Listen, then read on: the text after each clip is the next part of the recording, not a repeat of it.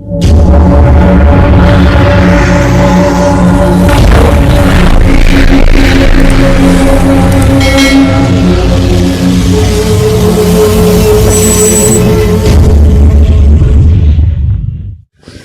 बच्चों, आइए आज हम लोग पुनः इस क्लास में देखते हैं। फिजिक्स का एक क्लास है, क्लास 10। दूसरा चैप्टर है गोली पृष्ठों पर प्रकाश का परावर्तन। गोली पृष्ठों पर प्रकाश का परावर्तन। पहला इसमें आपको पढ़ना है गोली दर्पण किसे कहते हैं। तो चूंकि पिछला चैप्टर हमने पढ़ लिया था ना कि गोली दर्पण किसे कहते हैं, लेकिन उसी को मैं फिर यहाँ पर रिपीट कर दे रहा हूँ। देख लीजिए कि कहते हैं जब किसी कांच के खोखले गोले को काटकर, किसी कांच के खोखले गोले को काटकर जब उसके एक पृष्ठ को क्या कर देते हैं, कलई कर देते हैं या पेंट कर देते हैं, तो दूसरा पृष्ठ क्या हो जाता है, उसका परावर्तक बन जाता है। इस निकाय को हम क्या कहते हैं, गोली दर्पण कहते हैं। क्या कहते हैं, गोली दर्पण कहते हैं। किसी कांच के, कोई कांच का खोखला गोला है, इसको हम बीच में से काट दिया हमने, और काटने पे दो मिलेगा ना, दो मिलेगा आकृति आपको ऐसे ऐसे। तो किस इस पे हम क्या करेंगे, या अंदर की ओर या बाहर की ओर यदि हम पेंट कर दें या कलई कर दें या चांदी का लेप लगा दें, पॉलिश कर दें, तो दूसरा पृष्ठ क्या हो जाता है, परावर्तक बन जाता है। तो इसे हम कहते हैं गोलीय दर्पण। गोली दर्पण के दो भेद हैं। कौन कौन से, अवतल दर्पण, अवतल दर्पण, और दूसरा क्या कहिएगा, दूसरा कहिएगा उत्तल दर्पण। क्या, उत्तल दर्पण।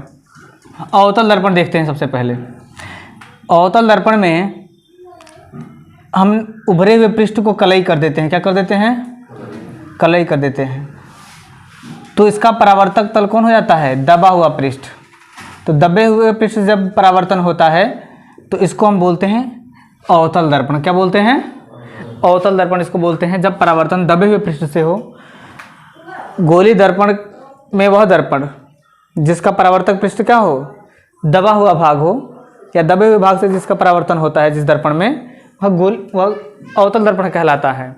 और जिस दर्पण में परावर्तक उभरे हुए पृष्ठ से होता है परावर्तन, इसमें दबे हुए पृष्ठ की ओर कलई रहता है और परावर्तक इधर से होता है, उभरे हुए पृष्ठ से जो उठा हुआ भाग है, इधर से जब इसका परावर्तन होगा तो इसको हम क्या बोलेंगे, उत्तल दर्पण बोलेंगे। इसे क्या बोलेंगे, उत्तल दर्पण। इसे बोलेंगे अवतल दर्पण। ओके।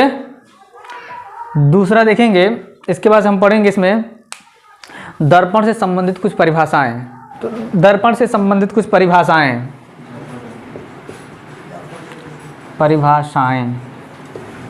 तो सबसे पहले है दर्पण का ध्रुव। सबसे पहला नंबर पे हम लोग पढ़ेंगे, ABCD कर दे रहे हैं। दर्पण का ध्रुव किसे कहते हैं, देखिएगा, ध्यान दीजिए। दर्पण का ध्रुव, पोल ऑफ मिरर जो है, किसे कहते हैं। तो गोली दर्पण के मध्य बिंदु को, गोली दर्पण के, तो गोली दर्पण है, चाहे अवतल ले लीजिए या उत्तल ले लीजिए, कोई भी हो, तो इसका जो ये मध्य बिंदु है ना, ये वाला, यही दर्पण का क्या कहलाता है, ध्रुव कहलाता है, P। ठीक है, ये दर्पण है और इस दर्पण का मध्य बिंदु है P, ये दर्पण का ध्रुव कहलाता है। नंबर 2 यानी B क्या है, वक्रता केंद्र है। दर्पण का वक्रता केंद्र। अब देखिए, जो वक्रता केंद्र है दर्पण का, तो वह ये जो हमने लिया है क्या, खोखला गोला, एक खोखले गोले को काट क्या हमने बनाया है, दर्पण बनाया है ना। तो वह खोखला गोला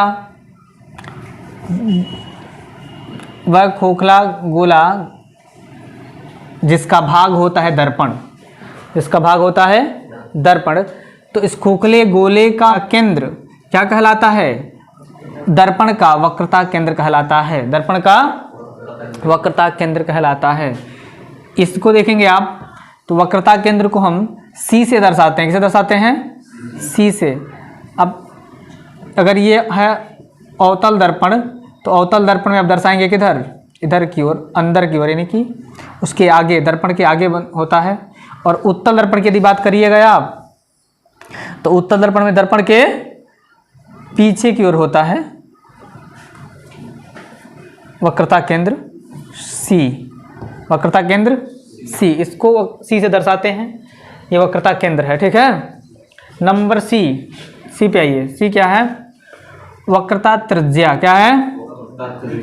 वक्रता त्रिज्या। वक्रता त्रिज्या किसे कहते हैं? तो देखेंगे ये दर्पण का ध्रुव P है, पोल। तो चूंकि क्या है यह किसी खोखले गोले का भाग है दर्पण, है ना। तो जिस खोखले गोले का वह भाग होता है दर्पण, उसकी त्रिज्या, अब इसकी त्रिज्या ले लीजिए यहाँ से लेकर और परिधि तक, यानी केंद्र से परिधि को मिलाने वाली रेखा क्या कहलाती है? त्रिज्या कहलाती है। पढ़े ना गोले में आप, वृत्त में। तो ये जो त्रिज्या R है वही इसकी त्रिज्या हो जाती है, किसकी? दर्पण की त्रिज्या हो जाती है।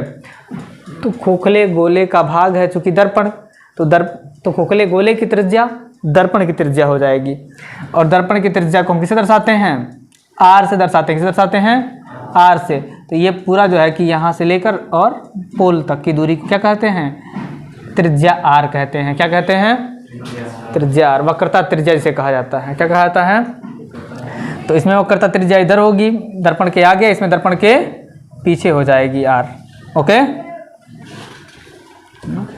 हाँ। इसके बाद आता है मुख्य अक्ष D। क्या आता है? मुख्य अक्ष। अब देखिए मुख्य अक्ष किसे कहेंगे? तो मुख्य अक्ष जो है वक्रता केंद्र C और ध्रुव P। तो वक्रता केंद्र C और ध्रुव P को मिलाने वाली सरल रेखा, सीधी रेखा को क्या कहते हैं? मुख्य अक्ष कहते हैं। क्या कहते हैं? मुख्य अक्ष कहते हैं, याद रखेंगे।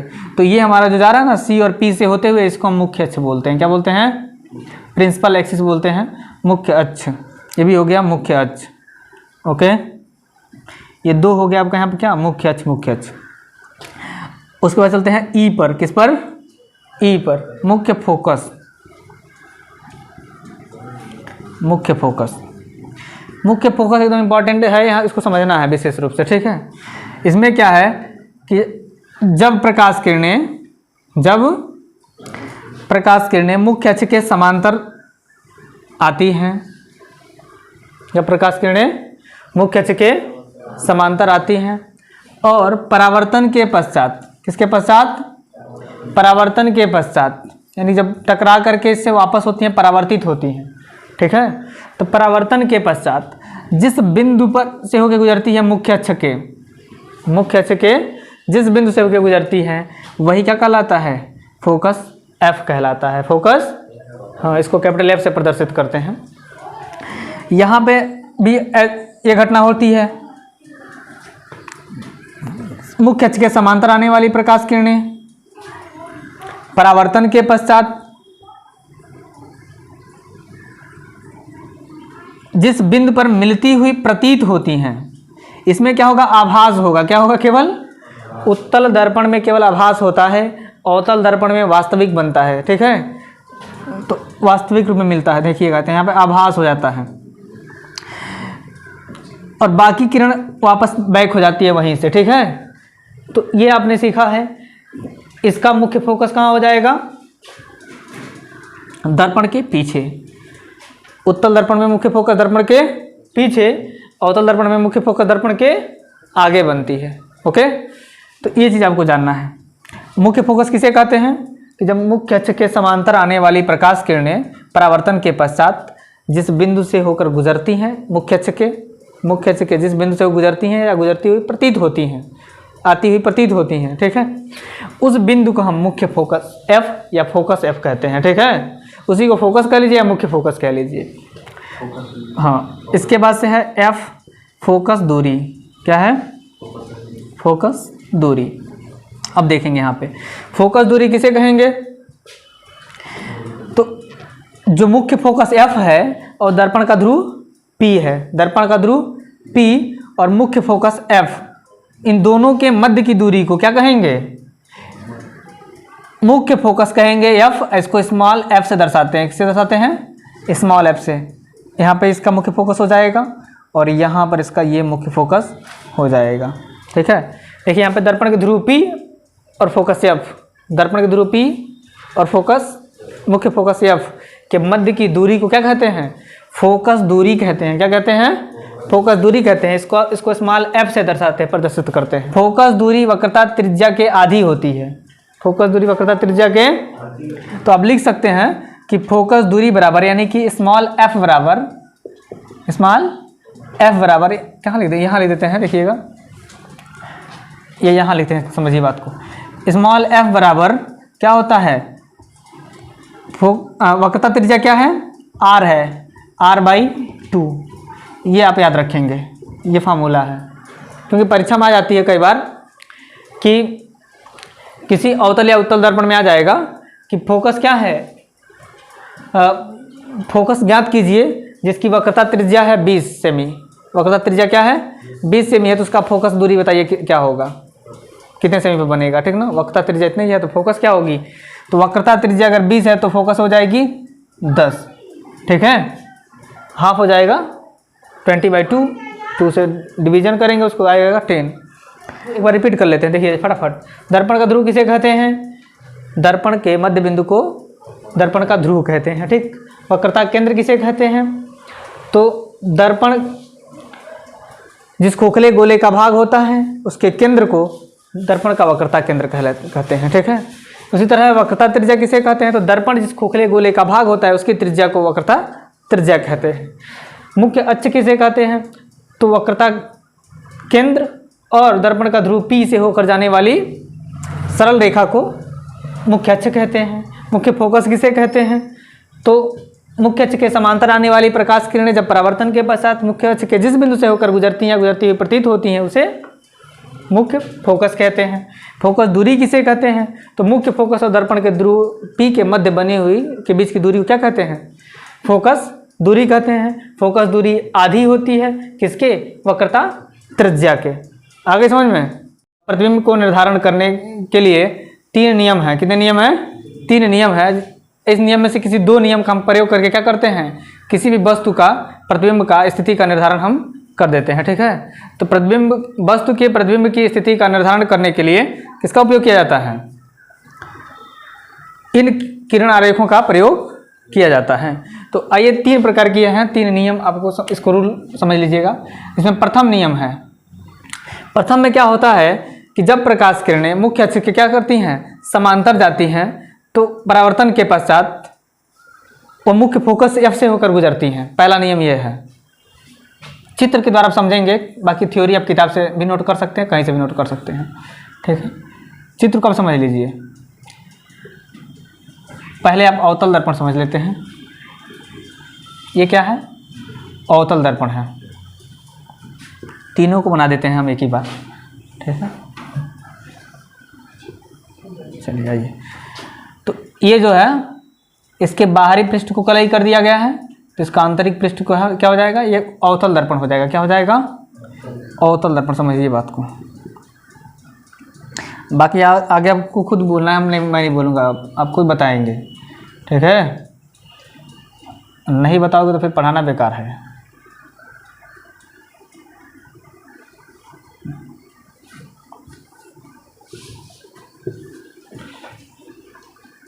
चलिए आप बताइए कि ये बिंदु किसको प्रदर्शित करता है? ये दर्पण का क्या है? ध्रुव है। क्या है? ध्रुव है, पोल है।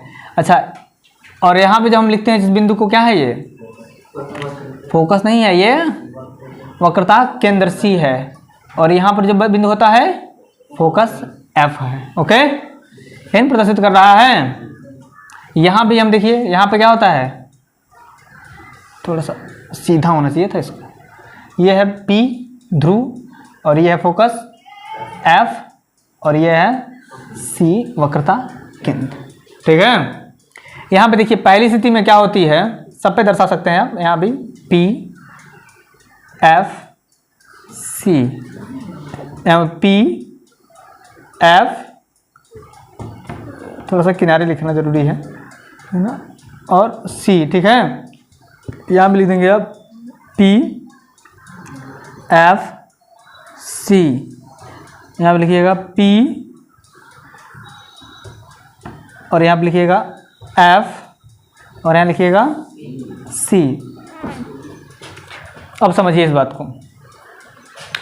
यहाँ पे क्या होता है, प्रकाश का परावर्तन कैसे होगा, C है, F है, ये फोकस मुख्य फोकस F है और ये वक्रता केंद्र है, दर्पण का ध्रुव है।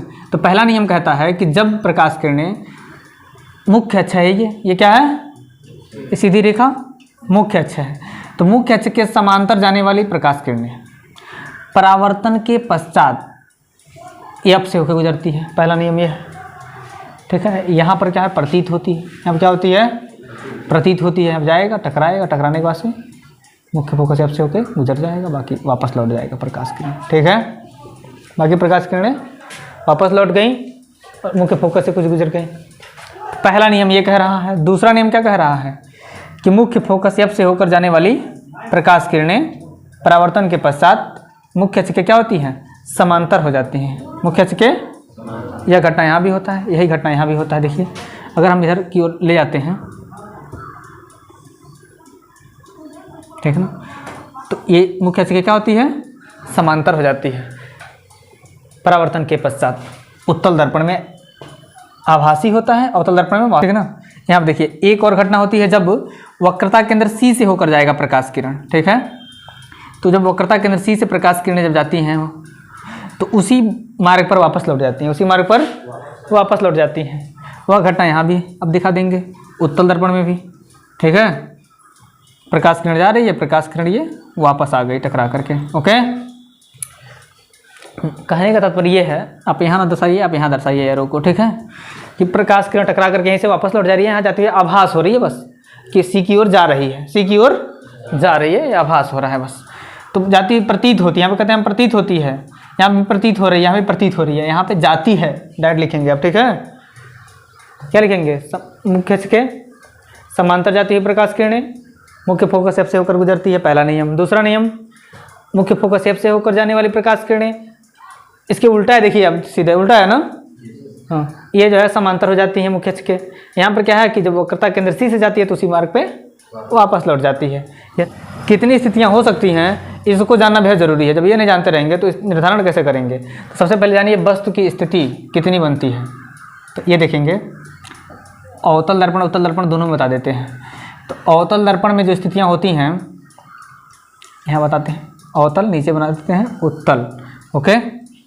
ये क्या है, ये है अवतल दर्पण और ये क्या है, ये उत्तल दर्पण। इस फिगर को आप बनाइए, इस फिगर को आप बनाइए। ये है ध्रुव P, ये क्या है ध्रुव P, यहाँ भी है ध्रुव P और यहाँ पर है वक्रता केंद्र C और यहाँ पर है फोकस F। यहाँ पे है P, यहाँ पे है फोकस F और यहाँ पे वक्रता केंद्र C। अब देखिए इसको समझना ये है आपको कि कितनी वस्तु की स्थितियाँ संभव है। तो जितना वस्तु होगा उतना ही प्रतिबिंब बनेंगे, ओके। उतने आपको नियम भी पढ़ने हैं। ऊपर वाला जो दर्पण है इसको हम बोलते हैं क्या, अवतल दर्पण। अब तो ये बताने की जरूरत नहीं है ना, क्यों, इतनी बार बता चुके कि बार बार बताने की जरूरत क्या पड़ेगी। अवतल दर्पण ये हो गया, ये क्या हो गया, उत्तल दर्पण, फिर भी लिख देते हैं उत्तल दर्पण। तो अब देखेंगे ना, तो अवतल दर्पण में जो स्थिति बनती है वह कितनी प्रकार की बनती है, तो 6 प्रकार की। कैसी स्थितियाँ बनती है वस्तु की, 6। वो होती कहाँ है, एकदम साधारण समझ लीजिए, एकदम साधारण शब्दों में। इधर क्या है, अनंत है, क्या है इधर, सीमा, सीमा इधर है अनंत। जब सीमा अनंत है और ये है क्या है, ये है वक्रता केंद्र C, क्या है, वक्रता केंद्र है कि नहीं है, और ये क्या है, हाँ मुख्य फोकस है, या फोकस कहिए या मुख्य फोकस कहिए, ठीक है। और यहाँ भी देखिएगा तो ये है मुख्य फोकस, ये क्या है, मुख्य फोकस, और यहाँ पर ये क्या है, वक्रता केंद्र है, क्या है, वक्रता केंद्र। तो आपको वस्तु की स्थिति पूछा जाएगा कि वस्तु कहाँ कहाँ हो सकता है।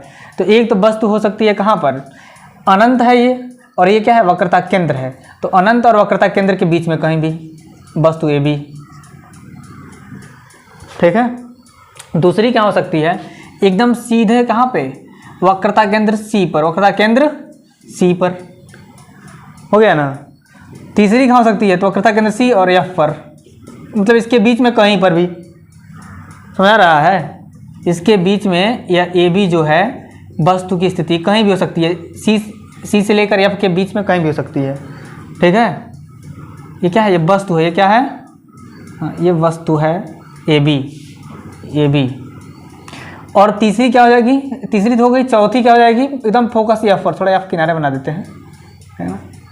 ये हो गया फोकस एफ पर, एकदम फोकस एफ पर बनेगी वस्तु एक ए बी। ठीक, 4 हो गई ना? 1 2 3 4, ये हो गया 5वां। हाँ, एक तो अनंत पर होगी, एक कहाँ होगी?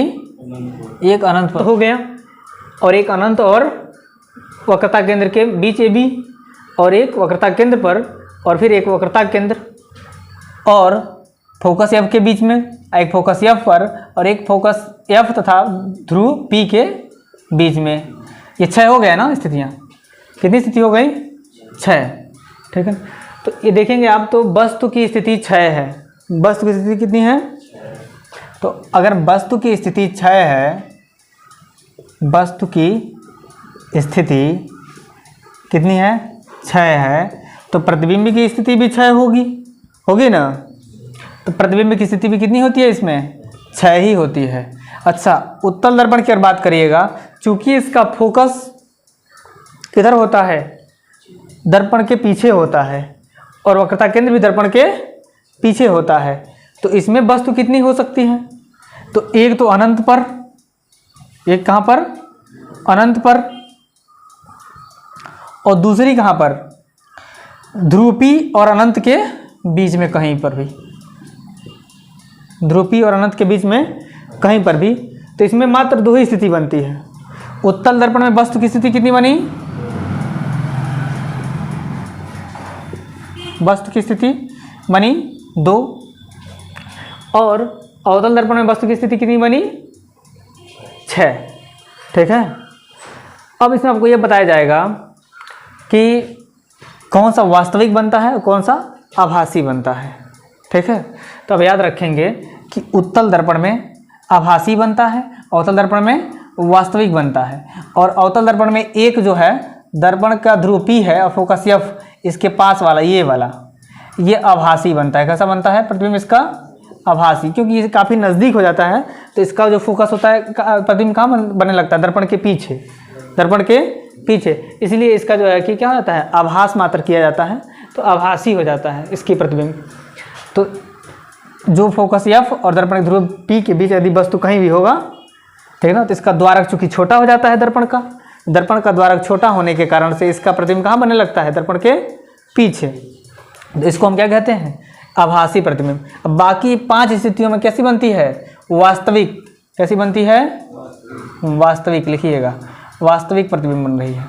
और यहाँ पर भी, यहाँ पर दोनों चूंकि इधर ही बन रहा है, ठीक है, प्रतिबिंब इसका, तो ये दोनों आभासी बनता है। कैसा बनता है? आभासी। इसमें आभासी बनती है प्रतिबिंब। ठीक है, इसके बाद से बात करते हैं कि कौन सा वस्तु से छोटा वस्तु के बराबर और वस्तु से बड़ा बन रहा है। तो अब 2 स्थिति में देखेंगे तो वस्तु से क्या बनता है? छोटा। 2 स्थिति में वस्तु से छोटा। ठीक है, ये 2 स्थितियां हैं वस्तु से छोटी। अच्छा, आइए कि ये क्या हो गया? वस्तु के बराबर। लिखिए यहाँ पे बराबर, ठीक है ना। और ये जो स्थिति है ये बस केवल बड़ा है, ये केवल बड़ा है, और ये क्या है? बहुत बड़ा। ये क्या है? ये हो जाएगा बहुत बड़ा। इसको लिख लेंगे बहुत बड़ा, और इसको लिखिएगा केवल बड़ा। ठीक है, आपको बस ये याद रखना है, वास्तविक, छोटा, बराबर, बड़ा, बहुत बड़ा और बड़ा, याद रखना है ना। और यदि चलिएगा आप उत्तल दर्पण में, दोनों स्थिति में छोटा बनता है। कैसा बनता है? हाँ, देखिए दोनों स्थिति में यहाँ लिख देते हैं छोटा। कैसा?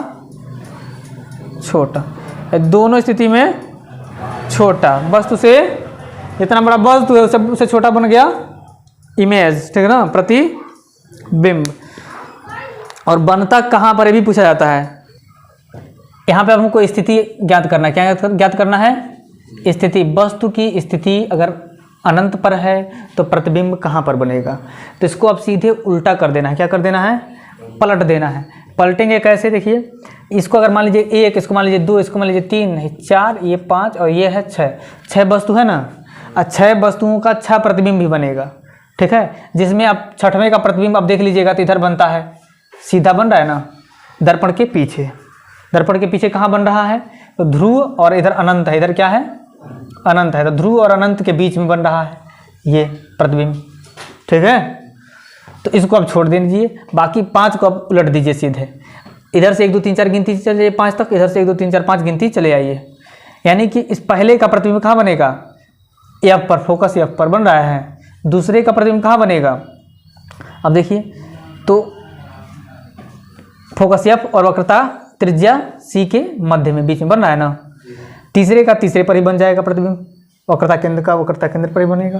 अच्छा, चौथे का कहाँ बनेगा, तो इधर पलट दीजिए, इसके दूसरे पे बन जाएगा, यानी कि वक्रता केंद्र और अनंत के बीच में, ठीक। पांचवे का कहाँ बनेगा, मुख्य फोकस का अनंत पर बन जाएगा, पहले पर, पहले के नीचे पांचवा, दूसरा के नीचे चौथा, तीसरा के तीसरा, चौथा का दूसरा, पांचवा का पहला। ये याद करने का एकदम शॉर्ट ट्रिक है, ठीक है ना, समझ रहे हैं। इससे बेहतर कहीं नहीं मिलेगा, खोज लीजिएगा, ठीक है। मिलेगा ही नहीं, कोई ऐसे बताया ही नहीं होगा।